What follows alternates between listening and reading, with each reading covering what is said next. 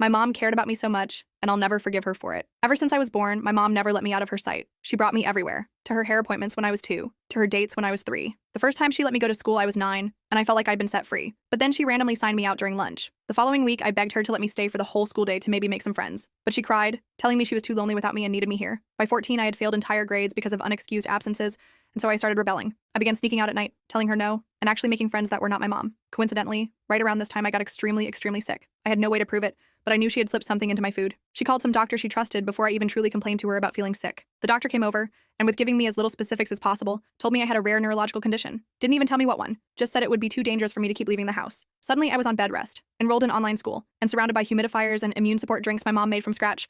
She was genuinely, almost creepily happy. You're safe now. This is how things were meant to be. I stayed this way for years. 0 in-person contact with anyone but her. 0 leaving the house. By the time I turned 18, I'd fully forgotten how to exist in a world without my mom. But I had this one friend, Jamie. We met in a forum for people with chronic illness. He was funny, kind, and always asked about me. He lived nearby and asked to meet up. I really wanted to, but I knew mom would flip out, so I came up with a plan. I told her I was heading to the corner store to grab an immunity drink. It was a 1-minute walk, and the only place in the world she let me go without her. When I got to the store, I met Jamie for the first time, and he was so friendly and down to earth. I was awkward as hell because I'd forgotten how to hang out with people, but he didn't mind.